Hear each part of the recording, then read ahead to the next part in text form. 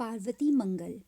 गोस्वामी जी की अन्य रचनाओं की भांति उनकी यह अमर कृति पार्वती मंगल भी काव्य रस एवं भक्ति रस से छलक रही है। इसकी अनुपम माधुरी का आस्वादन करके सभी लोग कृतार्थ हो सकें, इसी भावना के साथ मैं इस पार्वती मंगल का गान कर रही हूँ। जय श्री राम, श्री हरि। हे शिवा पार्वती, आपकी जय हो। बिनई गुरहि गुण गनहि गिरहि गणनाथहि, हृदय आनिसिय राम धरे धनु भातहि। गावों गौरी गिरीस विवाह सुहावन, पाप नसावन पावन मुनि मन भावन।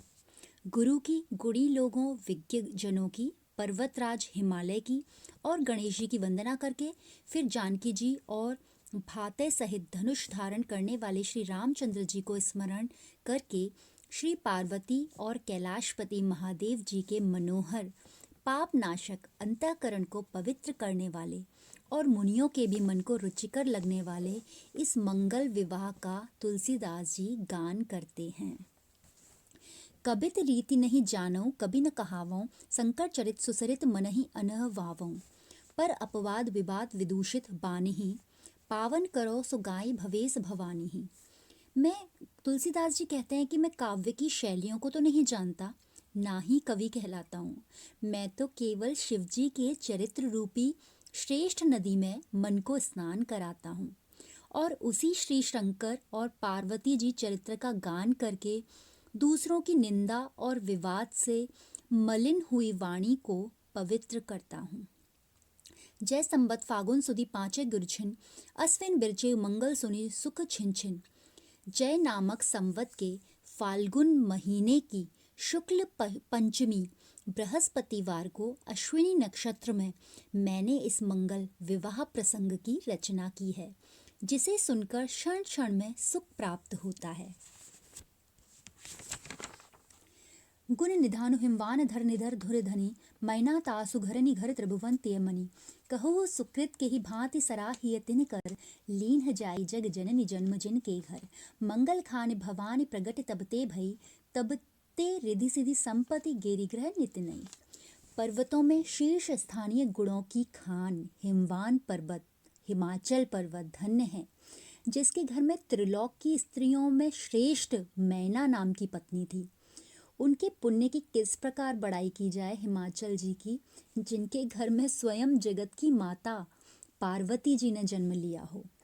जब से मंगलों की खान पार्वती जी उनके घर में जन्म लेकर आई हैं, तभी से हिमाचल के घर में नित्य नवीन रिद्धि सिद्धियाँ संपत्तियाँ फ्लोरा फौना हर तरह की औषधियाँ जिसे कहते हैं, वो सभी निवास करने लगी हैं। नित नव सकल कल्याण मंगल मोदमय मुनि मानहि, ब्रह्मादि सुर नर नाग अति अनुराग भाग बखानहि। पितु मातु प्रिय परिवार हर्षहि निलखि पालहि लालहि, सितपाख बाड़ति चंद्रिका जनु चंद्र भूषण भालहि। मुनिजन सब प्रकार के नित्य नवीन मंगल और आनंदमय उत्सव मनाते हैं। ब्रह्मादि देवता मनुष्य एवं नाग अत्यंत प्रेम से हिमवान के सौभाग्य का वर्णन करते हैं। पिता माता प्रियजन और कुटुंब के लोग उन्हें निहार कर आनंदित होते हैं और उनका प्रेम से लालन पालन करते हैं। ऐसा लगता था मानो शुक्ल पक्ष में चंद्रशेखर भगवान महादेव जी के ललाट में चंद्रमा की कला वृद्धि को प्राप्त हो रही हो। कुंवरी सयानी बिलो के मातु पित सोचहि, गिरिजा जोग जुरहि बरु अनुदिन लोचहि। एक समय हिमवान भवन नारद गए, गिरिबरु मैना मुदित मुनि पूंजत भय। पार्वती जी सयानी वयस्क एडल्ट हो रही हैं। ये सब देखकर माता पिता जैसे और सभी लड़कियों के चिंतित होते हैं, उसी तरीके से हिमालय और मैना भी पार्वती जी को यंग देखकर काफ़ी चिंतित हो रहे हैं और नित्य प्रति यही अभिलाषा करते हैं कि ईश्वर पार्वती जी के योग्य कोई अच्छा सा वर मिल जाए। एक समय नारद जी हिमवान के घर आते हैं। उस समय पर्वत श्रेष्ठ हिमवान और मैना ने प्रसन्नता पूर्वक उनकी पूजा करके उनका स्वागत किया। उमहि बोली ऋषि पगन मातु मेलत भई, पुनि मनकीन प्रणाम बचन आशीष दई। कुंवरी लगी पितुकान थाड़ी भई सोहई, रूप न जाई बखान जानु जोई जोहई। माता मैना ने पार्वती जी को बुलाकर नारद ऋषि के चरणों में डाल दिया। मुनि नारद जी ने मन ही मन पार्वती जी को प्रणाम किया, क्योंकि वो तो जानते थे ये जगत की माँ हैं, और वचन से आशीर्वाद भी दिया। उस समय पिता हिमवान के कंधे से सटकर खड़ी हुई कुंवारी पार्वती जी बहुत ही शोभामयी जान पड़ती थी। कवि कहते हैं कि उनका स्वरूप का कोई वर्णन ही नहीं कर सकता, सिर्फ जिसने देखा वही जान सकता है। उनकी ब्यूटी एकदम ही बियॉन्ड एक्सप्लेनेशन होती है कोई चीज़, उसी तरह से वो इतनी खूबसूरत लग रही थी। अति स्नेह सति भाय पाए परिपुनि पुनि, कह मैना मृदु वचन सुनई विनती मुनि। तुम त्रिभुवन तिहु काल विचार विसारद, पार्वती अनुरूप कहिए बरु नारद। अत्यंत प्रेम और सच्ची श्रद्धा से बार बार पैरों में पड़कर मैना ने कोमल वचनों में कहा, हे नारद मुनि, हमारी विनती सुनिए। आप तीनों लोकों में और तीनों कालों में बड़े ही विचार कुशल हैं, इसलिए प्लीज़ नारद जी, आप पार्वती जी के लिए कोई बहुत ही अच्छा सा एक वर बतलाइए। मुनि कह 14 भुवन फिरऊं जग जहाँ जहाँ, गिरि पर सुनिए सरहरा सरहना राउरी तह तह। भूरि भाग तुम सरिस कतहु को नाहिन, कछु न अगम सब सुगम भयो विधि दाहिन। नारद मुनि कहते हैं कि ब्रह्मांड के 14 भुवनों में जहाँ जहाँ मैं घूमता हूँ, हे गिरिश्रेष्ठ हिमवान, वहाँ वहाँ मैं तुम्हारी बड़ाई सुनता हूँ। तुम्हारे समान कोई बड़े भाग्य वाला हो ही नहीं सकता, क्योंकि तुम्हारे लिए विधाता अनुकूल सिद्ध हुए हैं और तुम्हारे लिए सब कुछ सुलभ है। कुछ भी चीज़ ऐसी नॉन अचीवेबल तुम्हारे लिए हो ही नहीं सकती, क्योंकि भगवान तुम्हारे साथ हैं। दाहिन भय विधि सुगम, सब सुनी तजहु चित चिंता नई, बरु प्रथम बिरवा विरचि विरच्यो, मंगला मंगलमयी। विधि लोक चर्चा चलती राउरी, चतुर चतुरानन यही, हिमवानु कन्या जोग बरु बाउर विबुध बंदित सही। ईश्वर तुम्हारे अनुकूल सिद्ध हुए हैं, अतः तुम्हारे लिए सब कुछ अचीवेबल है। ये जानकर तुम ये जो नई नई चिंताओं को पाले हुए हो, इनका त्याग कर दो। ब्रह्मा जी ने दूल्हे को दूल्हे रूप के पौधे को पहले रचा है, और जब वो पौधा रच गया उसके बाद पार्वती माँ को बनाया है। तो तुम्हारी चर्चा तो ब्रह्म लोक में भी चल रही थी। उस समय चतुर चतुरानन ने कहा था कि हिमवान की कन्या जो पार्वती है उसके योग्य एक वर है, पर वो है बावला, लेकिन निश्चय ही वो देवताओं से भी पूजनीय है। मोरे मन अस आव मिलहि बरु बाउर, लखि नारद नारति उमहि सुख भाउर। सुनि सहमे परिपाई कहत भय दंपति, गिरिराज लगे हमारे जीवन सुख संपत्ति। मेरे मन में भी, नारद जी आगे कहते हैं कि मेरे मन में भी ऐसी ही बात आती है कि पार्वती जी को एक बावला सा वर मिलेगा। नारद जी के इस वचन को सुनकर उमा पार्वती के हृदय में तो सुख हुआ, क्योंकि वो तो जगत जननी है जो सभी कुछ जानती हैं विधाता के लिखे को। लेकिन ये बात सुनकर दंपति माता पिता हिमवान मैना सहम गए और नारद जी के पैरों में पड़कर कहने लगे कि पार्वती जी के लिए हम लोगों का जीवन और सारी सुख संपत्ति है प्रभु, तो इनको बावला वर क्यों मिलेगा। नाथ कहिए सोई जतन मिटई जही दूषणु, दोष दलन मुनि कहेउ बाल विदु भूषणु। अवसी होई सिद्धि साहस फलई सुसाधन, कोटि कलप तरु सरिस शंभु अवराधन। हे नाथ, कोई उपाय बतलाइए जिससे पार्वती जी के इस भाग्य दोष का नाश हो सके, जिससे उनको ये पागलपति मिलने वाला है। मुनि ने कहा कि सारे दोषों का नाश करने वाले एक ही हैं, और वो हैं शशिभूषण महादेव जी। उनकी कृपा से सफलता अवश्य प्राप्त होगी। दृढ़ता से ही श्रेष्ठ साधन भी सफल होता है। मुझे शिवजी की आराधना ही एक उपाय दिखता है जो करोड़ों कल्प वृक्षों के समान सिद्धिदायक है। तुम्हारे आश्रम अबहि ईस तप साधहि, कहीं उमहि मनुलाई जाय अवराधहि। कहीं उपाय दंपति ही मुदित मुनिबर गए, अति सने पितुमात उमहि सिखवत भये। देखो, तुम्हारे आश्रम कैलाश में ही महादेव जी अभी तप साधना कर रहे हैं, अतः पार्वती जी से कहो कि जाकर मनोयोग पूर्वक शिव जी की आराधना करें। दंपति हिमवान और मैना को यह उपाय बतलाकर नारद जी आनंद पूर्वक चले गए। और फिर माता पिता हिमाचल मैना ने बहुत ही प्यार से पार्वती जी को ये शिक्षा दी।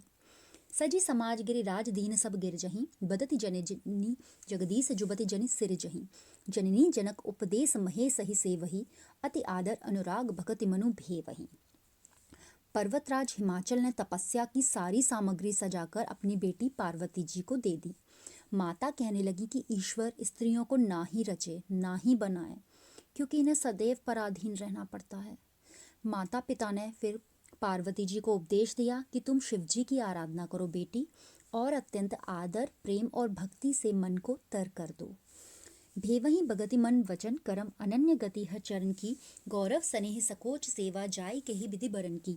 गुण रूप जोबन सीव सुंदरी, निरखि क्षोभ न हरहिए। ते धीर अछत विकार है, तुझे रहत मन से जो बस किए। भक्ति के द्वारा ही मन को सरस बनाया जा सकता है। वो कहते हैं ना, मनसा वाचा कर्मणा। पार्वती जी के एकमात्र श्री महादेव जी के चरणों का आश्रय था। उनके गौरव, स्नेह, शील, संकोच और सेवा का वर्णन किस प्रकार किया जा सकता है। पार्वती जी गुण रूप एवं यौवन की सीमा थी, लेकिन ऐसी अनुपम सुंदरी को देखकर भी शिव जी के मन में तनिक भी क्षोभ नहीं हुआ। क्यों? क्योंकि वो एक ऐसे होते हैं ना, जिनको विकार का कारण रहते हुए भी जिसने कामदेव को ही अपने वश में कर लिया हो, जो एक सच्चा धीर है। तो शिवा वही है, एक सच्चे धीर की ऐसी अनुपम सुंदरी को देखकर भी उनके मन में जरा सा भी क्षोभ नहीं हुआ। देव देखी भल समय, मनोज बुलायो, कहेउ करे सुर काज साजु सज आयो। बाम देव सन काम बाम होई बरतेउ, जय जय मद निद्रेसी फल रूप पायसी फरतेउ। तुलसीदास जी आगे महादेव की महानता को बताते हुए कहते हैं कि देवताओं ने अनुकूल अवसर देखकर एक बार कामदेव को बुलाया और कहा कि आप देवताओं का काम कीजिए। ये सुनकर कामदेव देवताओं का वो काम करने के लिए साज सजाकर श्रीदेव महादेव जी के पास आ गए और महादेव जी से बहुत ही प्रतिकूल बर्ताव किया और जगत को जीत लेने के घमंड से, अभिमान से चूर होकर शिव जी का निरादर किया। लेकिन उसी का फल उन्होंने पाया और शिवजी के वो क्रोध से भस्म हो गए। रतिपतिहीन मलिन विलोक विसूरित, नीलकंठ मृदुशील कृपामय मूरत। आशुतोष परितोष कीन बर दीनेउ, शिव उदास तजिबास अनल गम कीनेउ। कवि तुलसीदास जी अब शिवजी की कृपा और मृदुल स्वभाव का वर्णन करते हुए कहते हैं कि जब कामदेव नष्ट हो गए तो पतिहीन विधवा रति, उनकी जो वाइफ थी, वो बहुत ही मलिन और शोकाकुल एकदम बहुत दुखी हो गई। तो उसको देखकर जहाँ उनमें क्रोध था किसी के अभिमान को चूर करने का, तो वहीं उनके मृदुल स्वभाव के कारण वो एक कृपा मूर्ति बनना भी जानते हैं। उन्होंने आशुतोष भगवान नीलकंठ एकदम से प्रसन्न हो गए और उन्होंने रति को वर भी दिया। अब ते रति तब नाथ कह होहि नाम अनंग, बिनु बपु व्यापहि सभी पुनि सुजु निज मिलन प्रसंग। जब जदुवंश कृष्ण अवतारा होई हरन महामहिमारा, कृष्ण तनय होहि पति तोरा, बचनु अन्यथा होई न मोरा। फिर शिवा उदासीन होकर उस स्थान को छोड़कर कहीं और भी चले गए। उमा ने बस विकल देह सुधि बुद्धि गई, कलप बेल बन बढ़ित विषम हिम जनुदई। समाचार सब सखिन जाई घर घर कहे, सुनत मात पितु परिजन दारुण दुख दहे। पार्वती जी अब प्रेमवश व्याकुल हो गई थीं। उनके शरीर की सुध-बुध, होश हवास जाते रहे थे, मानो वन में बढ़ती हुई कल्पलता को किसी विषम पाले ने मार दिया हो। उनकी स्थिति बिल्कुल ऐसी हो गई थी। फिर सहेलियों ने घर घर जाकर सारे समाचार सुनाए और इस समाचार और उनकी उस सिचुएशन को देख करके, जान करके माता पिता हिमाचल और मैना एवं घर के और अन्य लोग एकदम से दुख में जलने लगे। जाय देखी अति प्रेम उमहि उरलावहीं, बिल पही बाम विधातहि दोष लगावहीं। जो न होहि मंगल मगसुर विधि बाधक, जो अमित फल पाव पावहीं कर श्रमु साधक। वह पार्वती जी के पास आए और उनको देखकर अत्यंत प्रेम से उन्हें गले लगा लिया, विलाप किया और विधाता को दोष देते हैं, क्योंकि माता पिता के लिए तो बच्चों का प्यार एक अलग ही प्यार होता है। वो कहते हैं कि यदि देवता और विधाता किसी भी एक शुभ का मार्ग में, रास्ते में अगर बाधा ना बने, तो जो साधक लोग होते हैं वो मेहनत करके, परिश्रम करके एक मनोवांछित फल पा सकते हैं। पर वो यहाँ पे विधाता को दोष देते हैं, क्योंकि उनकी बेटी एक तपस्या में जल रही है। ये देखकर साधक कलेस सुनाई सब गौरही निहुरत धाम को सुनई काहि सोहाय घर चित चहत चंद्र ललाम को। समुझा ये सबही दृणाई मनु पितु मातु आयसु पाई के, लागी करन पुनि अगमु तपु तुलसी कहे किमि गाय के। सब लोग साधकों के कलेश सुनकर पार्वती जी को घर चलने के लिए निहोरा करते हैं, पर पार्वती जी उनकी बात नहीं सुनती, क्योंकि उन्हें घर सुहाता ही नहीं है। उनका मन तो चंद्रभूषण श्री महादेव जी को ही चाहने लगा है। फिर पार्वती जी सबको समझाती हैं, उनके सबके मन को दृढ़ता से भरती हैं और माता पिता की आज्ञा पाकर फिर से कठिन तपस्या में लग जाती हैं। और इसका को लिखते लिखते तुलसीदास जी कहते हैं कि मैं इसे गाकर कैसे एक्सप्लेन करूं इसे फिर से। ये सब उनकी दृढ़ इच्छा शक्ति, भगवान शिवा के लिए जो चाहत है, जो तपस्या करने की उनके अंदर शक्ति है, उसको वो बताने में भी असमर्थ हैं। फिरेउ मातु पितु परिजन लगी गिरिजापन, जे ही अनुराग लाग चित सोई हितु आपन। तजेउ भोग जिमि रोग लोग अहि गण जनु, मुनि मन सहु ते अगम तपहि लायो मनु। पार्वती जी की दृढ़ प्रतिज्ञा को देखकर, उनमें जो कॉन्विक्शन होता है, उसको देख के माता पिता हिमाचल और मैना और जो और घर वाले सदस्य आए थे वो लौट जाते हैं। जिसमें अनुराग पूर्वक चित्त लग जाता है वही अपना प्रिय है। पार्वती जी ने भोगों को रोगों के समान, मीन्स जो लाइफ की लग्जरी थी उसको बिल्कुल ऐसे त्याग दिया था, और ऐसे ही एक आइसोलेटेड हो जाते हैं, जैसे तपस्या के लिए लोगों को सर्पों के झुंड के समान त्याग दिया था। और ऐसा तप कर रही थी कि ऐसा अपने तप में मन लगा दिया था कि ऐसा तप तो ऋषि मुनियों को के मन के द्वारा भी जो अगम्य होता है, वो ऐसा तप था। सकुचहि बसन विभूषण परसत जो बपू, तेहि शरीर हर हेतु अरंभेउ बड़ तपू। पूजई सिवहि समय तेहु करई निमंजन, देख प्रेम व्रत नेम सराहहि सज्जन। जिस शरीर को स्पर्श करने से वस्त्र आभूषण भी सकुचाते थे, उस शरीर से उन्होंने शिवजी के लिए बहुत भारी तपस्या आरंभ कर दी। वे तीनों काल में स्नान करती थी और शिवजी की पूजा करती थी। उनके प्रेम, व्रत और नियम को साधु लोग भी सराहते हैं। नींद न भूख प्यास सरस निसि बासरु, नयन नील मुख नाम पुलक तन ही हरु। कंद मूल फल आसन, कबहु जल पव नहीं, सूखे बेल के पात खात दिन कव नहीं। उनके लिए रात दिन बराबर हो गए थे माँ पार्वती के लिए। न नींद थी, न भूख थी, न प्यास थी। आंखों में आंसू भरे रहते थे, मुख से सिर्फ शिव का नाम उच्चारण होता रहता था। शरीर पुलकित रहता था और हृदय में शिवजी बसे रहते थे। कभी कंद मूल फल का भोजन होता था, तो कभी जल और वायु पर ही निर्वाह होता था। कभी कभी वो बस बेल के सूखे पत्ते खाकर ही दिन बिता दिया करती थी। नाम अपर्णा भयउ परंजब परिहरे, नवन धवलकल कीरति सकल सुमन भुवन भरे। देखी सराहें गिरजहि मुनिबक मुरि बरु, अस्तप सुना न दीक कबहू काहू कहू। कुछ दिनों बाद पार्वती जी ने जब अपनी तपस्या का और लेवल बढ़ाया, तो उसके बाद उन्होंने सूखे पत्तों तक को खाना त्याग दिया, और जब वो पत्तों का भी त्याग किया तो उनका नाम अपर्णा पड़ गया। उनकी नवीन, निर्मल एवं मनोरम कीर्ति से 14 भुवन भर गए थे।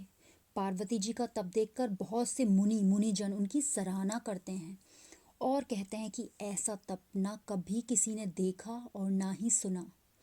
काहू न देखियो कहीं, यह तपु जोग फल फल चारिका, नहीं जानी जाई न कहती चाहती काहि कुधर कुमारिका। बटु बेख पेखम पेम पनु व्रत नेम ससी से घर गए, मन सही समर पेव आप गिर जही बचन मृदु बोलत भय। वे कहते हैं कि ऐसा तप किसी ने नहीं देखा। इस तप के योग्य फल क्या? 4 फल अर्थात अर्थ, धर्म, काम एवं मोक्ष कभी हो सकते हैं क्या? पर्वत राजकुमारी उमा क्या चाहती हैं जाना नहीं जाता, और ना वे कुछ कहती हैं। ऐसे वो इतनी कठिन तपस्या होती है कि जिसमें ना वो बोलती हैं वो तो सिर्फ अपनी सुध-बुध खो के तपस्या कर रही होती हैं। और फिर एक दिन शशि शेखर श्री महादेव जी उनका प्रेम, नियम, प्रतिज्ञा और दृढ़ संकल्प की परीक्षा करने के लिए आ जाते हैं। लेकिन वो ब्रह्मचारी का वेश बनाकर आते हैं। मन ही मन अपने को पार्वती जी के हाथों सौंप देते हैं और पार्वती जी से एक ब्रह्मचारी के वेश में सुमधुर वचन कहने लगते हैं। देखि दशा करुणाकर हर दुख पायऊ, मोर कठोर सुभाय हृदय अस आयऊ। बंस प्रंससी मातु पितु कहीं सब लायक, अमीय बचन बटु बोले अति सुखदायक। उस समय पार्वती जी की दशा देखकर दया निधान शिवजी दुखी हो जाते हैं और हृदय में ऐसा सोचते हैं कि मेरा स्वभाव कितना कठोर है। यही कारण है कि मुझे खुश करने के लिए, मुझे प्रसन्न करने के लिए जो मेरे साधक हैं वो इतना कठिन तप करते हैं। और ऐसा सोच के शिवजी थोड़ा दुखी होते हैं। वह ब्रह्मचारी बनकर पार्वती जी के वंश की प्रशंसा करने लगते हैं और उनके माता पिता हिमाचल जी और मैना को सब प्रकार से योग्य कहते हैं और अमृत के समान मीठे और सुखदायक वचन बोलते हैं। देवी करो कछु बिनती बिलग न मानव, कहूँ स्नेह सुभाए साँच जिय जानव। जननी जगत जस प्रगटेहु मात पिता कर, तिय रतन तुम उपजहि भव रत्नाकर। वो कहते हैं, महादेव जी ब्रह्मचारी के वेश में पार्वती माँ से कहते हैं, हे देवी मैं कुछ विनती करता हूँ पर प्लीज़ तुम बुरा मत मानना।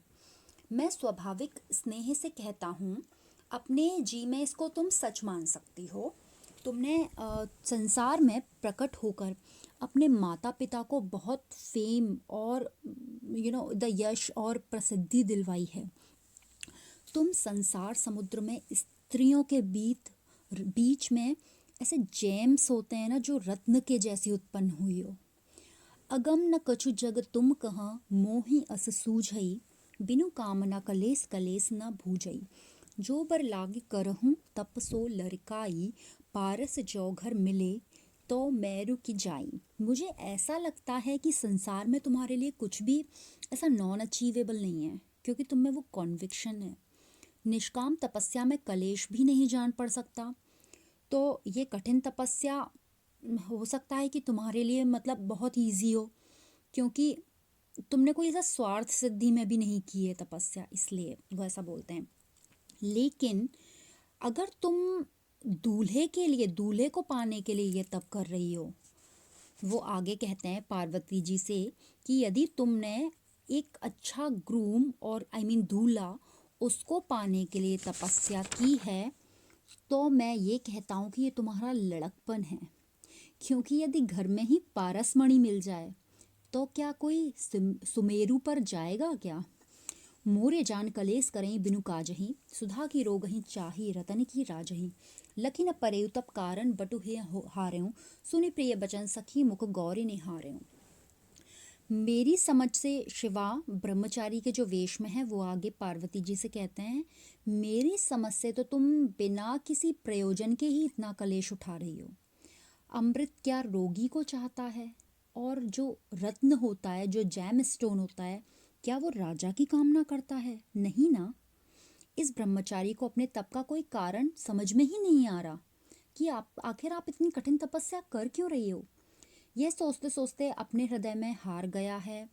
इस प्रकार उनके प्रिय वचनों को सुनकर पार्वती जी अपनी सखी के तरफ देखती हैं। गौरी निहारऊ सखी मुख रुख पाई, तेहि कारण कहा, तपु कर रही हर हितु सुनी, बिहसी बटु कहत मुरु खाई महा।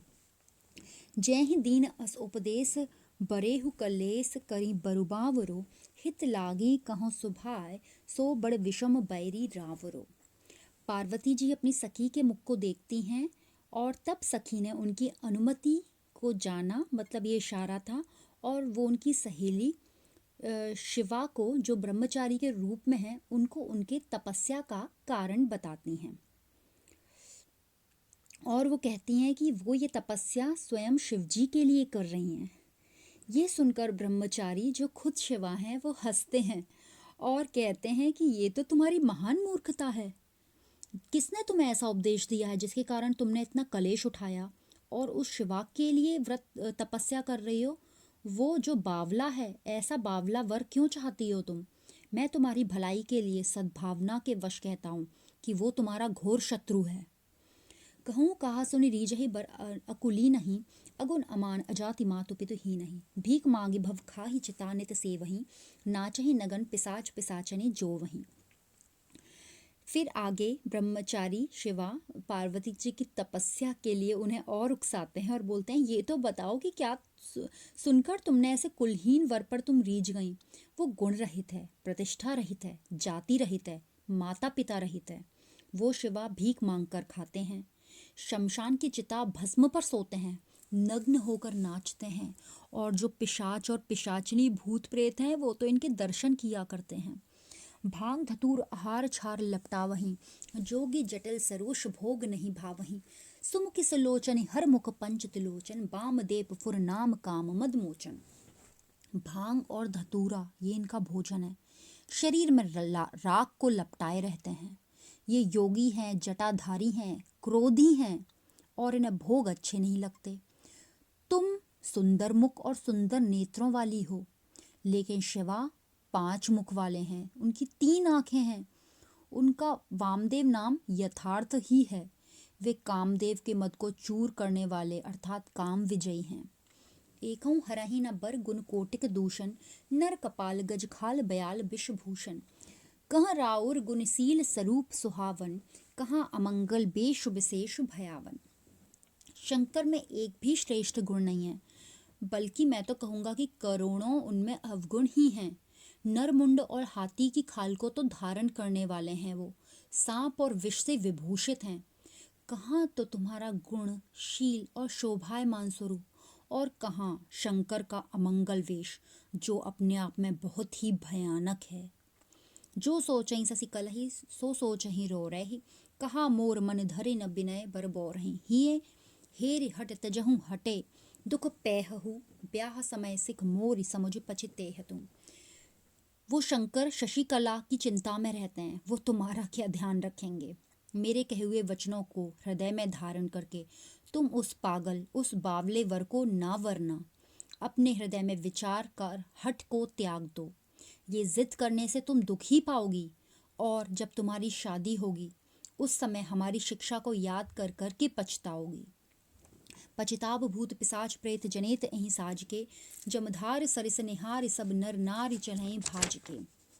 गज अजिन दिव्य दुकूल जौरत सखी, हसी मुख मोर के, को प्रकट को ही कहीं मिलवत अमीय माहू घौर के। जिस समय वे भूत पिशाच और प्रेतों की बारात को सजाकर तुम्हारे दरवाजे पर आएंगे, तब तुम्हें पछताना पड़ेगा। उस बारात को यमदूतों की सेना के समान देखकर सभी स्त्री पुरुष सब भाग जाएंगे। अत्यंत सुंदर रेशमी वस्त्र को हाथी के चर्म के साथ जोड़ते हुए सखियां मुंह फेर फेर कर तुम पर हंसेंगी, और कोई प्रकट एवं कोई हृदय में ही कहेगी कि अमृत और विष को घोलकर मिलाया जा रहा है। तुम ही सहित असवार बसह जब होहई, निरखी नगर नर नारी बेहसी मुख गोहई। बटुकर कोटि कुतरक जथा रुचि बोलई, अचल सुता मनु अचल बयार की डोलही। जब तुम्हारे साथ शिवजी बैल पर सवार होंगे, तब नगर के स्त्री पुरुष देखकर हंसते हुए अपने मुंह छुपा लेंगे। इसी प्रकार अनेकों कुतर्क करके ब्रह्मचारी शिवा इच्छानुसार बोल रहे थे, परंतु पार्वती जी वो तो हिमाचल की पुत्री हैं, पर्वत की पुत्री। जैसे हवा से पर्वत नहीं डोलते, ऐसे ही इन बातों से पर्वत की उस पुत्री का कौन भला मन डिगा सकता था। साँच स्नेह साँच रुचि जो हटि फेरई, सावन सरिस सिंधु रूप रूख सूप जो सो घेरई। मणि बिनु फनि जल हीन मीन तनु त्यागही, सो कि दोष गुण गनई जे जो जेहि अनुरागही। जो सच, स्नेह और सच्ची रुचि को फेरना चाहता है, वो तो मानो सावन के महीने में नदी के प्रवाह को समुद्र की ओर सूप से घुमाने की चेष्टा करता है।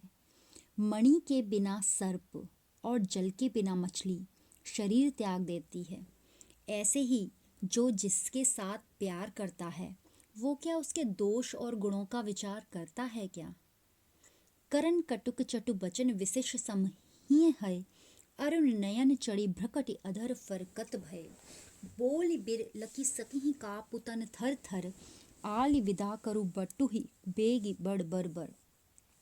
ब्रह्मचारी के जो शिवाही हैं उनकी परीक्षा में भी जो जिस तरह के उन्होंने खुद की बुराई की, वो शब्द भी पार्वती के लिए बहुत ही कर्णकटु थे। और ब्रह्मचारी के ऐसे कर्णकटु चाटु वचनों ने पार्वती जी के हृदय में तीर के समान आघात कर दिया। उनकी आंखें गुस्से से लाल हो गईं, भ्रकटियां तन गईं और होठ फड़कने लगे। उनका शरीर थर थर कांपने लगा। फिर उन्होंने अपनी सहेली की ओर देखकर कहा, इस ब्रह्मचारी को शीघ्र विदा करो, यह तो बड़ा ही अशिष्ट मालूम होता है। कहूँ तिय हो ही सयानी सुनहि सिखिराउरी, बौरही के अनुराग बहें बड़ी बाउरी। दोष निधान ईसानु सत्य सब भाष्यो, मैटि को सकई सो आंकु जो विधि लिखी राख्यों। फिर ब्रह्मचारी को संबोधित करके कहने लगी, कहीं कोई चतुर स्त्रियां होंगी और वो आपकी शिक्षा सुनेंगी। मैं तो उस बावले के प्रेम में ही अत्यंत बावली हो गई हूँ। आपने जो कहा कि महादेव जी दोष निधान हैं, सब सत्य कहा, लेकिन ईश्वर के अंक ने जो अंक लिख रखे हैं उन्हें भला कौन मिटा सकता है? और ईश्वर ने शिवा को ही मेरी जिंदगी में लिखा है। को करी बाद विवाद विषाद बढ़ावई, मीठ काहि कभी कहीं जाहि जोई भावहीं। भई बड़ी बार आली कहूँ काज सिधारहीं, बकी जने उठहीं बहोर कुजुगति सवारहीं। वाद विवाद करके कौन दुख बढ़ाए? कवि किसको मीठा कहते हैं? जिसको जो अच्छा लगता है। इसका भाव ये है कि जिसको जो अच्छा लगे वही उसके लिए मीठा है। पार्वती जी फिर अपनी सहेली से कहती हैं, हे सखी, इनसे कहो बहुत देर हो गई, अब अपने काम के लिए कहीं जाएं। देखो किसी कुयुक्ति को रचकर फिर कुछ ना बकबक उठें। जनी कहीं कछु विपरीत जानत प्रीति रीति न बात की, शिव साधु निंदकु मंद अति जो सुने सो बड़ पात की। सुने बचन सुधि सने हूँ, तुलसी सांच अभिचल पावनो, भय प्रकट करना सिंध शंकर भाल चंद्र सुहावनो। पार्वती जी आगे कहती हैं, ये प्रीति की तो क्या बात करने की रीति भी नहीं जानते, अतएव कोई विपरीत बात ना कहें। शिवजी और साधुओं की निंदा करने वाले जो लोग भी होते हैं वो अत्यंत मंद होते हैं और नीच होते हैं। उस निंदा को जो कोई सुनता भी है ना, वो भी उतना ही पापी होता है। गोस्वामी तुलसीदास जी यहाँ कहते हैं कि इस वचन को सुन उनका सत्य, दृढ़ और पवित्र प्रेम श्री करुणा सिंधु महादेव जी ने जान लिया था। उनकी दृढ़ता पे वो रीझ गए थे और फिर वो ब्रह्मचारी के रूप से अपने असली रूप में प्रकट हो गए, और जिसके ललाट में चंद्रमा शोभायान हो रहा था। सुंदर गौर शरीर भूति भली सोहहीं, लोचन भाल विशाल बदनु मन मोहहीं। शैल कुमार निहारी मनोहर मूरति, सजल नयन ही हर्ष पुलक तन पूरति। उनके कमनीय गौर शरीर पर विभूति अत्यंत शोभित हो रही थी। उनके नेत्र और ललाट विशाल थे और मुख मन को मोहित किए लेता था। उनकी मनोहर मूर्ति को निहार कर शैल कुमारी पार्वती जी के नेत्रों में आंसू आ गए। उनके हृदय में बहुत आनंद आ गया और शरीर पुलकावली से व्याप्त हो गया। पुनि पुनि करे प्रणाम न आवत कछु कही, तैखो सपन की सौतुक ससी शेखर सही। जैसे जन्म दरिद्र महामणि पावई, पैखत प्रगट प्रभाव प्रतीत नि आवई। वो उन्हें बार बार प्रणाम करने लगी। उनसे कुछ कहते नहीं बनता था। मनी मन वो ये सोचती थी कि मैं कोई सपना देख रही हूँ क्या, या सचमुच शिवा मेरे सामने खड़े हैं।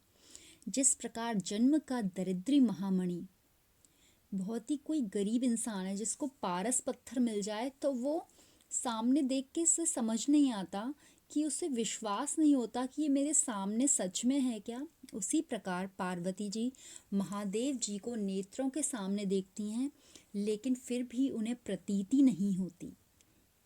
सुफल मनोरथ भयउ गौरी सोहे सुठी, घरते खेलन मनहु अभि आई उठी।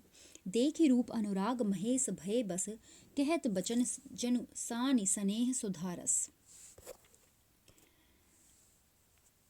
पार्वती जी का मनोरथ सफल हो गया और वो और भी सुहावनी लगने लगी थीं। जान पड़ता है कि मानो खेलने के लिए वे अभी घर से उठकर आई हों। उनकी देह में जो इस तपस्या का कलेश, थकान, कृष्णता आदि कुछ भी लक्षित नहीं हो रही थी। वो उतनी ही एनर्जेटिक और फ्रेश दिख रही थी, क्योंकि उन्होंने महादेव के दर्शन जो कर लिए थे। पार्वती जी के रूप और अनुराग को देखकर महादेव जी भी उनके वश में हो गए।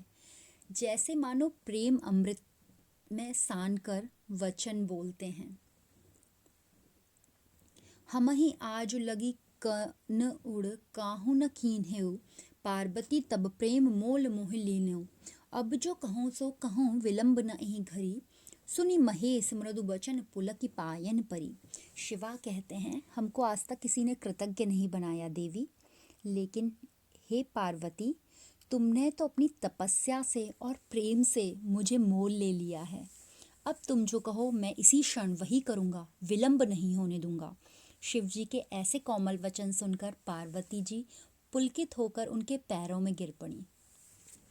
परिपाए सखी मुख कहीं जनायो, आप बाप अधीनता, परितोष गिर जहीं चले बरनत प्रीति नीति प्रवीणता। हर हृदय धरि धर गौर कवनि, की न विधि मन भावनो, आनंद प्रेम समाज मंगल गान बाजु बधावनो। पार्वती जी उनके पैरों में पड़कर सखी से बोलती हैं और वो कहती हैं कि वो सखी के द्वारा अपना पिता के अधीन होना सूचित करती हैं। तब शिवा उनका परितोष करके उनकी प्रीति एवं नीति निपुणता का वर्णन करते चले जाते हैं। इधर पार्वती जी भी शिव जी को हृदय में धारण करते चली जाती हैं। विधाता ने सब कुछ उनके मन के अनुरूप कर दिया। फिर तो आनंद और प्रेम का समाज ही जुट गया था। मंगल गान होने लगे थे और बधावा बजने लगे थे। ये प्रकृति की सबसे खूबसूरत क्षणों में से एक था कि शिवा और पार्वती एक दूसरे के को हृदय में धारण करते चले जा रहे हैं। शिव सुमिरे मुनि सात आई सिर नायने, कीन शंभु सन्मान जन्म फल पायने। सुमिरहि सकृत तुमहि जन ते सुकृति बर, नात जिनहि सुधि करई तिनहि सम तेई हर। तब शिव जी ने सप्त ऋषियों कश्यप, अत्रि, जमदग्नि, विश्वामित्र, वशिष्ठ, भारद्वाज और गौतम को स्मरण किया। उन्होंने आकर शिव जी को सर नवाया। शिव जी ने उनका सम्मान किया और उन्होंने भी शिवा के दर्शन करके अपना जन्म का फल पा लिया। सप्त ऋषियों ने कहा, जो लोग एक बार भी आपका स्मरण कर लेते हैं प्रभु, वे ही पुण्यात्माओं में श्रेष्ठ हैं। हे नाथ, हे हर, जिसे आप स्मरण करें उसके समान तो वही है। सुनि मुनि विनय महेश परम सुख पायो, कथा प्रसंग मुनि सह सकल सुनायो। जाहु हिमाचल गेह प्रसंग चलायो, जो मनमान तुम्हार ते लगन धरायो। मुनियों की विनय को सुनकर शिवजी ने परम सुख प्राप्त किया और उन मुनीश्वरों को सारी कथा का प्रसंग सुनाया और कहा कि आप लोग पार्वती जी के पिता हिमाचल के घर जाइए और इसकी चर्चा चलाइए। यदि जच जाए, बात बन जाए तो लग्न पक्का कराना। अरुंधति मिली मन ही बात चलाई ही, नारी कुशल ही काज काजु बनि आही। दुल्हिन उमा ईस बरु साधक ए मुनि, बनहि अवसिक यहु काज गगन भई असधुनि। उसी वक्त अचानक से आकाशवाणी होती है कि वशिष्ठ पत्नी अरुंधति, जो सप्तगुरु थे उनमें से एक वशिष्ठ की पत्नी जो अरुंधति है, वो मैना से मिलकर बात चलाएंगी। मीन्स पार्वती जी की माँ से। क्यों? क्योंकि स्त्रियां इस काम में बहुत कुशल होती हैं और इसलिए काम बन जाएगा। उमा, पार्वती जी दुल्हन हैं और शिव जी दूल्हे हैं।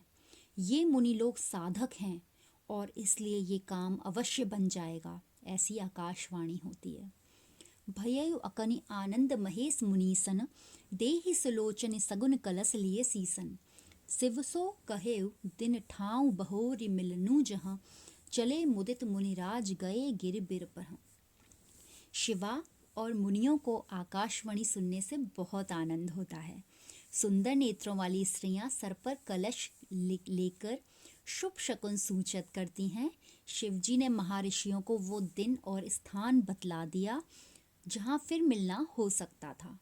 तब वे मुनिश्रेष्ठ आनंदित होकर गिरिराज हिमाचल के पास चलकर पहुँचे। गिरिगेह ते अतिनेह आदर पूंज पहुनाई करी, घरवात घरनी समेत कन्या आनि सब आगे धरी। सुखपाई बात चलाई सुदिन सो धाई, गिरहि सिखाई के ऋषि साथ प्रातहि चले, प्रमुदित ललित लगन दिखाई के। जब सप्तऋषि हिमवान के घर गए तब हिमवान ने स्नेह एवं आदर पूर्वक पूछ कर उनकी पहुनाई की, उनका वेलकम किया, उनका ऑनर किया और पत्नी एवं कन्या सहित घर की सारी सामग्री लाकर उनके आगे रख दी। तब उस ऑनर से बहुत ही ज़्यादा आनंदित हो विवाह की बात चली और हिमवान को समझाया और शुभ दिन शोधन करा। प्रातःकाल ही सातों ऋषि सुंदर लग्न लिखवाकर आनंद पूर्वक वहां से चले गए। विप्र वृंद सन्मान पूजकुल गुरुसुर, परेउ निशा नहीं घाऊ चाऊ चहु दिसिपुर। गिरि बन सरित सिंधु सर सुनह जो पावऊं, सब कहाँ गिरिबर नायक नेवत पठायऊं। हिमवान ने ब्राह्मणों का सम्मान करके कुल गुरु और देवताओं की पूजा की। नगाड़ों पर चोट पड़ने लगी और नगर में चारों ओर उमंग और खुशियां छा गईं। पर्वत, वन, नदी, समुद्र, सरोवर जिन जिनके विषय में सुना उन सभी को सभी श्रेष्ठ पर्वतों के नायक हिमाचल ने न्योता भेज दिया। धरी धरी सुंदर बेश चले हर्षित हिये, चवर चीर उपहार हार मणि गन लिए। कहेउ हर्षि हिमवान बितान बनावन, हर्षित लगी सुवासिन मंगल गावन। वे सबके सब सुंदर वेश बना बनाकर उपहार के लिए चवर, वस्त्र, हार, मणिगण लिए हृदय में हर्षित हो चले। हिमवान ने प्रमुदित होकर कुशल कारीगरों को शादी का मंडप बनाने की आज्ञा दी और विवाहित लड़कियां मंगल गान करने लगीं। तोरण कलश चवर ध्वज विविध बनाइन, हाट पटोरनी छाए सफल तरुलाइन। गौरी नेहर के ही विधि कहूँ बखानिए, जनु ऋतुराज मनोज राज रज धानिए।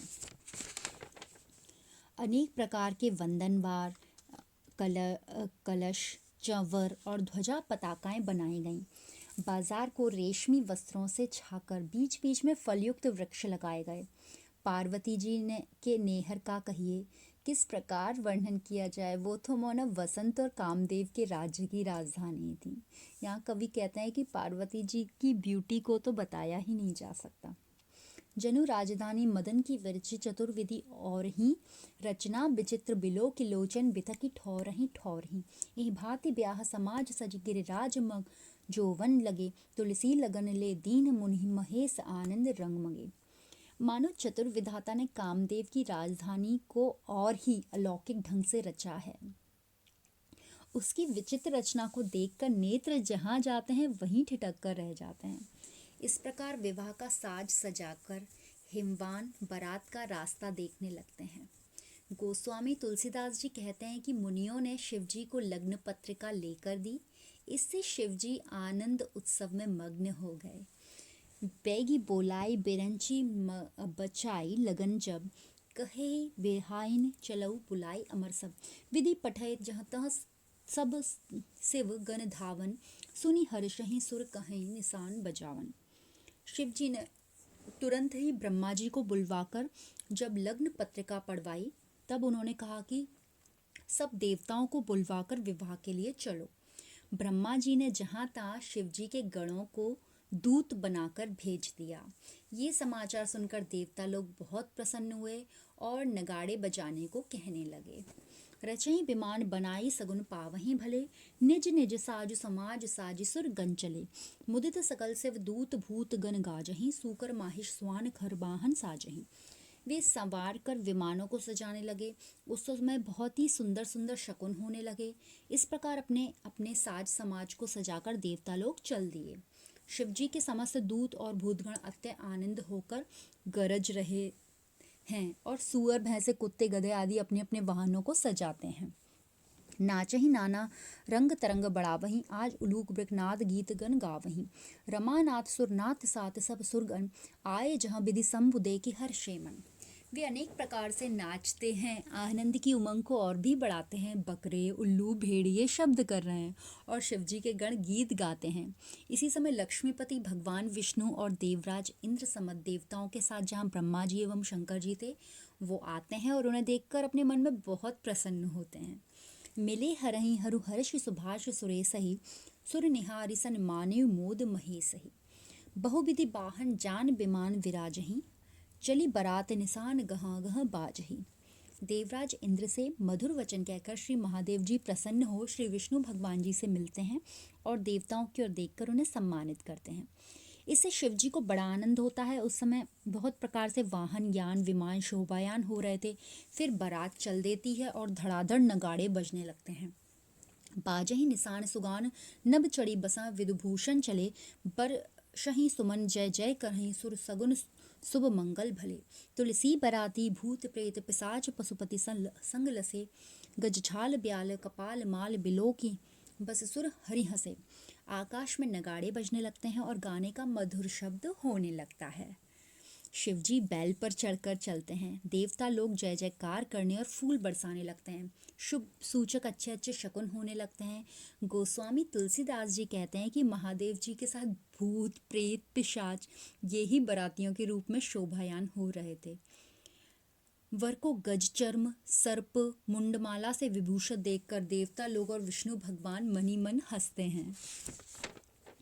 विबुध बोली हरि कहे निकटपुर आयो, आपन आपन साज सबहि बिल गायो। प्रमथ नाथ के साथ प्रमथ गण राजहि, विद भांति मुख वाहन वेश विराजहि।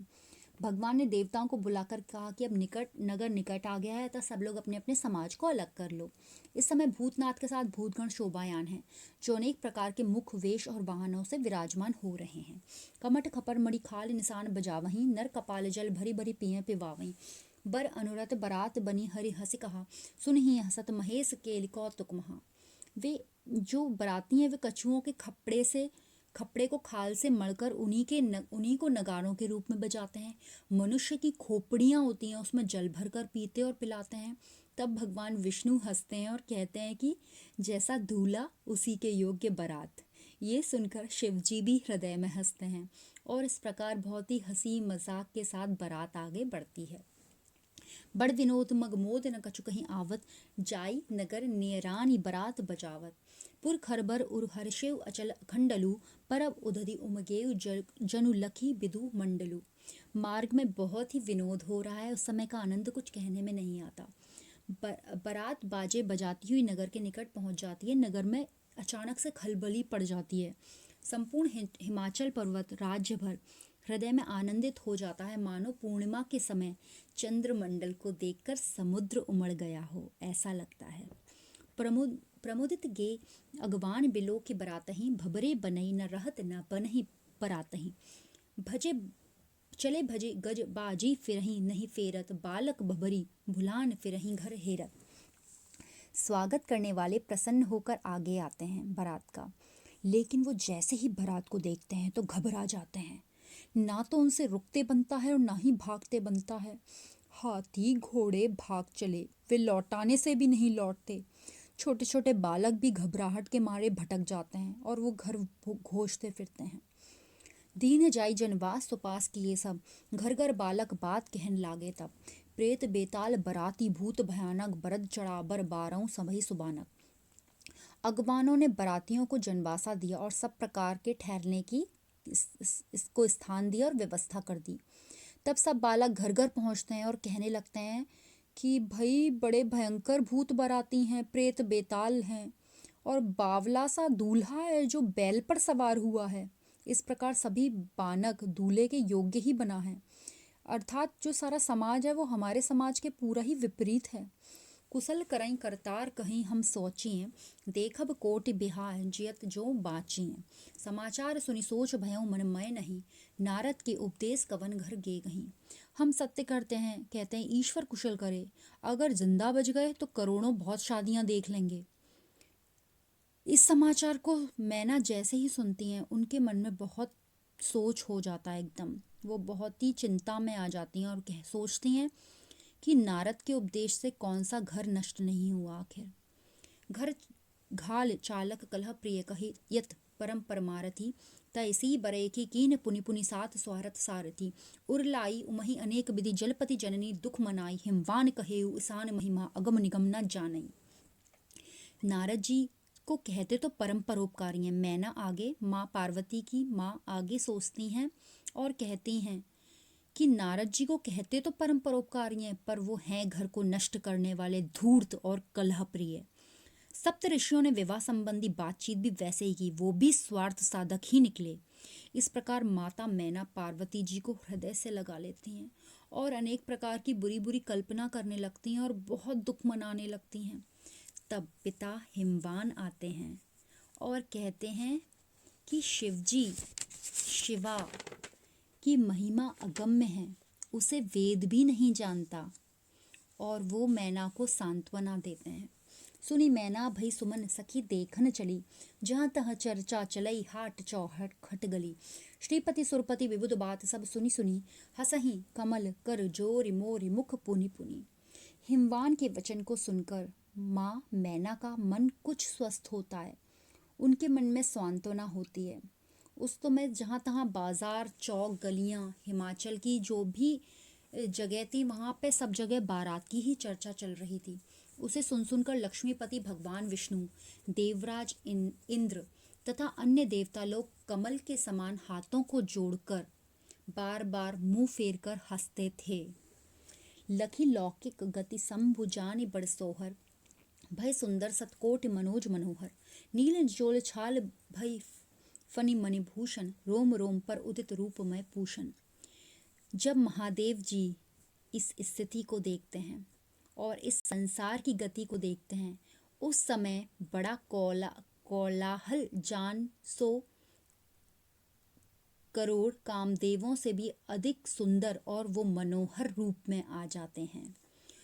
उनका गजचर्म नीला हो जाता है और जितने भी उनके गले में सर्प लटके हुए थे वो मणिमय आभूषण बन जाते हैं, और उस समय ऐसा लगता है जैसे उनके रोम रोम पर एक सुंदर रूपमय सूर्य प्रकाशित हो रहा हो। महादेव जी एक बहुत ही खूबसूरत अवतार ले जाते हैं, क्योंकि वो तो देवों के देव हैं। गए गण भय मंगल बेश मदन मनमोहन, सुनत चले ही हर्ष नारि नर जोहन। शंभु सरद राकेश नखत गण गुण सुरमन, जनु चकोर चहु और बिराजहि पुरजन। शिवजी के गणों का वेश भी मंगलमय हो जाता है और वे अपने सौंदर्य से कामदेव के भी मन को मोहने लगते हैं। ये सुनकर सभी स्त्री पुरुष हृदय में आनंदित होकर उन्हें देखने के लिए चल देते हैं। उस समय ऐसा लगता था, कवि कहते हैं कि जैसे शिवजी शारदी शरद के पूर्णिमा के चंद्रमा हैं और जो देवता लोग हैं वो उन नक्षत्रों के समान हैं, तथा उनको देखने के लिए चारों ओर जो पूर्वासी लोग हैं वो चकोर समुदाय की भांति सुशोभित हो रहे हैं। ये बहुत ही सुंदर मेटाफोर है जिसमें कवि ने शिवा की कल्पना चंद्रमा से की है तो देवताओं को प्लैनेट्स बताया है। सच अ ब्यूटीफुल मेटाफोर। गिरिबर पठय बोली लगन बैरा भई, मंगल अरग पावड़े देत चले लई। हो ही सुमंगल सगुन सुमन बरसहि सुर, गह गहे गान निशान मोद मंगलपुर। लग्न का समय होने पर गिरिवर हिमवान ने बरातियों को बुलावा भेजा और उन्हें मंगलमय अर्घ और पावड़े देते साथ ले चले। मंगलमय शकुन होते हैं और देवता लोग फूलों की बारिश करते हैं। आनंदपूर्ण गान और नगारों का निनाद होने लगता है और संपूर्ण नगर ही आनंद मंगल और हर्ष उल्लास से पूर्ण हो जाता है। पहले ही पवरी सुसामद भा दुखदायक, इति विधि उत हिमवान सरिस सब लायक। मणि चामी कर चारु थार सजी आरती, रति सिंहा ही लखी रूप गान सुनी भारती। पहली ही पौरी पर समधियों का सुखदायक सम्मिलन हुआ। इधर ब्रह्मा जी थे और उधर हिमवान थे। दोनों ही समान और सब प्रकार से योग्य थे। फिर मणि और सोने के सुंदर थाल में आरती सजाकर स्त्रियां चल दी। उनके रूप को देखकर काम पत्नी रति और गान श्रवण कर सरस्वती भी ईर्ष्या करने लगती थी। भरी भाग अनुराग पुलकित तन मुद मन, मदन मत गज गवनी जली बन परिछन, बर बिलो के बिदु गौर सुअंग उजागर, करति आरती सासु मगन सुख सागर। शरीर से पुलकित और मन में आनंदित होवे भाग्य और प्रेम से भरी प्रेम के आवेश में मत गजगामिनी कामनियां दूल्हा का पूजन करने चलती हैं। दूल्हे को चंद्रमा के समान गौर और अंग अंग में प्रकाशपूर्ण देखकर जो सासू माँ मैना होती हैं वो सुख में मग्न हो जाती हैं और महादेव शिवा की अपने दामाद की वो आरती उतारने लगती हैं। सुख सिंधु मगन उतारी आरती करी निछावर निरख के, मगु अरग बसन प्रसून भरी ले चली मंडप हर्ष के। हिमवान दीन उचित आसन सकल सुर सन्मान के, तय ही समय साज समाज सब राखें सुमंडप आन के। सासू माँ मैना ने सुख सिंधु में मग्न होकर आरती उतारी और फिर निछावर करके दूल्हे की ओर देखकर मार्ग में अर्घ और पांवड़े दिए, फूल से लदे हुए वर को आनंद पूर्वक मंडप में ले चलती हैं। पिता हिमवान ने सभी देवताओं का सम्मान किया और उन्हें उचित आसन दिए। उस समय का जो कुछ साज समाज था वो सुंदर मंडप में लाकर रख दिया गया। अरग देई मणि आसन बर बैठाये, पूज कीन मधुपर्क अमी अचवायो, सप्त ऋषिन बैधि करयु विलंब न लाहि, लगन बैरी भई बैगी विधान बनाई। दूल्हे को अर्घ देकर मणि जटित आसन पर बिठाया गया और फिर पूजा करके मधुपर्क खिलाने की रीति, एक रिवाज जो होता है वो पूरा किया गया, आचमन कराया गया। उसके बाद ब्रह्मा जी ने सप्त ऋषियों से कहा कि विलंब ना करिए, अब लग्न का समय हो गया है, शीघ्र ही सब विधियां संपन्न कर दो अकॉर्डिंग टू मुहूर्त। थापि अनल हर बरही बसन पहिरायो, आन्हो दुल्हिन बैग समय अब आयो, सखी सुआसिनी संग गौरी सुटी सोहती, प्रगट रूपमय मूर्ति जनु जग मोहई। तब अग्नि स्थापना करके दूल्हे शिवा जी को वस्त्र पहनाया गया और कहा कि शीघ्र ही दुल्हन को ले आइए, अब समय आ गया है। उस समय सहेलियां ब्याही हुई अन्य लड़कियों के साथ पार्वती जी बहुत ही सुशोभित थी, मानो सौंदर्य की एक, सुंदरता की एक जो मूर्ति होती है ना, वो प्रकट होके इस पूरे संसार को मोह लेना चाहती हो। कवि कहते हैं कि वो इतनी खूबसूरत लग रही हैं। भूषण बसन समय सम शोभा शोभनी, सुषमा बेली नवल जनु रूप फलनी फली, कहूँ काहि पट तरिय गौरी गुण रूपही, सिंधु कहिय कहीं भांति सरिस सर कूपही। समय के अनुकूल वस्त्र और आभूषणों की खूब शोभा हो रही है, मानो शोभा की नवीन लतिका रूप में फलों से फली हुई है। पार्वती जी के गुणों और रूप की तुलना किससे की जाए? समुद्र को किस तरह हम तालाब और कुएं के बराबर बतला सकते हैं। आवत उमहि बिलो किसी से सुर नावही, भव कृतारथ जन्म जानि सुख पावही, विप्रभेद धनु करहि सुभासिए कहीं कहीं, गान निशान सुमन झरी अवसर लही लही।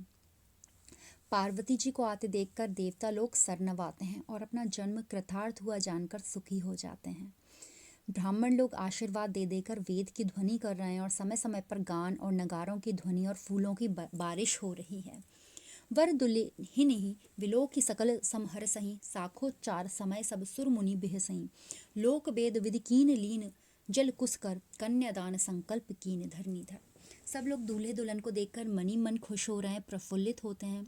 शाखोच्चार के समय सब देवता और मुनि लोग हंसने लगते हैं। फिर पर्वतराज हिमवान ने सब प्रकार की लौकिक वैदिक विधियों को करके हाथ में जल और कुश लिया और उन्होंने कन्यादान का संकल्प किया। पूजे कुलगुरु देव कलसुसिल शुभ घरी, लावा होम विधान बहुरी भां वरी परी, बंदन बंदी ग्रंथि विधि करी ध्रुव देखो, बा विवाह सब कहीं जन्म फल पैख्यो। कुलगुरु और कुल देवताओं का पूजन किया गया। फिर उस शुभ घड़ी में कलश और शिला का पूजन किया गया। उसके बाद लावा विधान, जिसमें कन्या का भाई कन्या की गोद में धान का लावा भरता है, और होम विधान होकर फिर 7 फेरे पड़े। इसके बाद दुल्हन की मांग में, वधू की मांग में सिंदूर भरने की रीति का ग्रंथि बंधन हुआ। फिर ध्रुव का दर्शन किया गया और फिर सब लोग कहते हैं कि ये पार्वती और शिवा का विवाह संपन्न हो गया। और हम सभी ने जन्म लेने का फल अपनी आँखों से देख लिया। जगत के पिता शिवा और जगत की माँ पार्वती का विवाह संपन्न हो गया। पैखेउ जन्म फलु भा विवाह उछा उमगही 10 दिशा, नीसान गान प्रसूत झरि तुलसी सुहाविन सो निसा। दाजई पसन मणि धेनु धन है गए सुसेवक सेवकी, दीनी मुदित गिरिराज जे गिरजहि प्यारी पेवकी। इस प्रकार सभी ने अपना जन्मफल देखा, विवाह हो गया और 10 दिशाओं में आनंद उमड़ गया। गोस्वामी तुलसीदास जी कहते हैं कि नगाड़ों के घोष, गान की ध्वनि और फूलों की बारिश से वो रात बहुत सुहावनी हो गई थी। पर्वतराज हिमवान ने वस्त्र, मणियां, गौ, धन, हाथी, घोड़े, दास दासियां, जो कुछ भी प्यारी पार्वती को प्रिय थे, वो सभी प्रेम पूर्वक दहेज में दिए। फोर्सफुली नहीं, प्यार से दिए। बहुरी बराती मुदित चले जनवासही, दूल्हा दुल्हन गे तब आस अवासही। करी लहकौरी गौरी हर बड़ सुख दीन हेउ। फिर बराती लोग जनवासे को चले गए और दूल्हा दुल्हन कोहबर में चले गए। उस समय मैना ने उनका दरवाज़ा रोककर कौतुक किया और शिव पार्वती ने लहकौर की रीति करके उनको बहुत सुख दिया। जुआ खिलावत गारी देहि गिरि नारिही, आपही और निहारी प्रमोद पुरारही। सखी सुआसिनी सास पाऊँ सुख सब विधि, जन वासे ही बर चलेउ सकल मंगल निधि। जुआ खिलाते समय सब स्त्रियां हिमाचल पत्नी मैना को गाली गाती हैं। शिव जी अपनी ओर देखकर विशेष आनंदित होते हैं और सोचते हैं कि हमारे तो माता पिता ही नहीं हैं, गाली किसको देंगे। सखियां सुहासिन और सास सभी ने सब प्रकार का सुख प्राप्त किया। शादी की बड़ी डिफरेंट किस्म की रिवाज पूरी की। फिर सब मंगलों के निधान दूल्हा श्री महादेव जी जनवासे को चल दिए। भई जैवनार बहोरी बुलाई सकल सुर, बैठा है गिरिराज धर्म धरनी दूर। परु सन लगे सुआर विबुध जन जैवहीं, देहि गारी बर नारी मोद मन भैवहीं। तदनंतर सब देवताओं को बुलाकर जैवनार हुई। धर्म और पृथ्वी को धारण करने वाले गिरिराज ने सबको बिठाया। सूपकार खाना परोसने लगे और देवता लोग खाना जीमने लगे। उस समय सुंदर स्त्रियां गाने लगीं और मन को आनंद में डुबोने लगीं। करहीं सुमंगल गान सुघर सहनाई, जय चले हरि दुहिन सहित सुर भाइनी। भूधर भोर बिदा कर साज सजायों, चले देव सजी जान निशान बजावों। गुणी लोग शहनाइयों पर सुमंगल गान करने लगे। विष्णु भगवान और ब्रह्मा जी अपने भाई सजातीय समस्त देवताओं के साथ भोजन करने चले गए। पर्वतराज हिमाचल ने प्रातःकाल होते ही विदाई का सामान तैयार किया और देवता लोग रथों को सजाकर नगाड़े बजाते हुए चल दिए। सन्माने सुर सकल दीन पहिरावहीं, कीन बड़ाई बिनह सनेह सुहावनी। गही सब पद कह सासु विनय मृदु मानबी, गौरी सजीवन मूर मोर जिय जानबी। सभी देवताओं का सम्मान करके उन्हें पहिरावनी दी और उनकी विनय एवं स्नेह से सुहावनी बढ़ाई की। फिर सास ने शिवजी के चरणों को पकड़कर कहा कि हमारी शिवा आपसे एक विनीत प्रार्थना है, उसे मानिएगा। पार्वती जी मेरी बेटी, मेरे जीवन की मूल हैं, ऐसा हमेशा जानिएगा। भैटी बिदा कर बहुरी भेंट पहुँचावहीं, हुंकरी हुंकर सु लवाई धेनु जनु धावहीं। उमा मातु मुख निरखी नैन जल मोचहीं, नारी जन्म जग जाए सखी कहीं सोचहीं। वे एक बार मिलकर विदा कर देती हैं और फिर मिलकर पहुंचाने जाती हैं। और ये स्थिति, ये जो विदाई की स्थिति है वो ऐसे होती है जैसे हाल की ब्याई हुई गाय हुंकार भर भर कर दौड़ती है। वैसे ही पार्वती जी माता के मुख को देखकर बार बार नेत्रों से जल बहाने लगती हैं और सखियां ये कहकर सोच करती हैं कि इस संसार में स्त्री का जन्म ही बेकार है। भैटी उमही गिरिराज सहित सुत परिजन, बहुत भांति समुझाए फिरे बिलिखित मन। शंकर गौरी समेत गए कैलासहीं, नाई नाई सरदेव चले निज बासहीं। गिरिराज हिमवान पुत्र और परिजनों सहित पार्वती जी से मिलकर और उन्हें बहुत प्रकार समझा बुझाकर दुखी मन से लौटते हैं।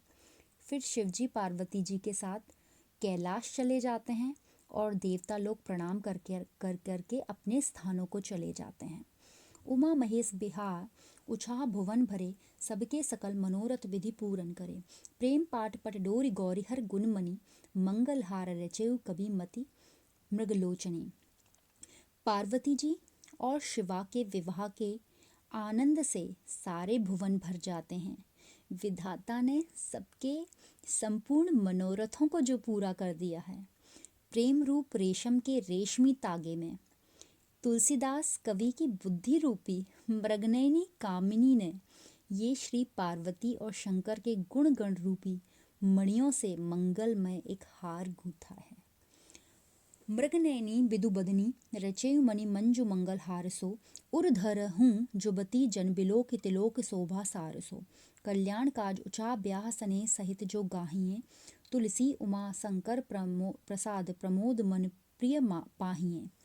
कवि की बुद्धि रूपी मृगनयनी चंद्रवदनी स्त्री ने मणियों के इस मंगल हार को रचा है।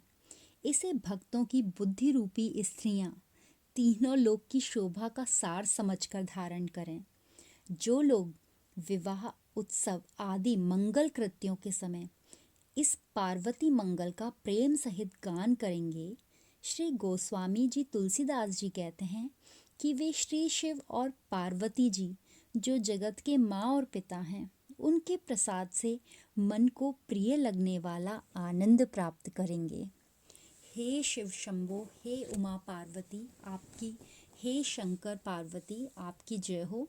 इस पार्वती मंगल के गान में अगर मुझसे कुछ भी गलतियां हों तो भगवान जी प्लीज़ मुझे माफ़ कर दीजिएगा। आपकी जय हो। श्री हरि।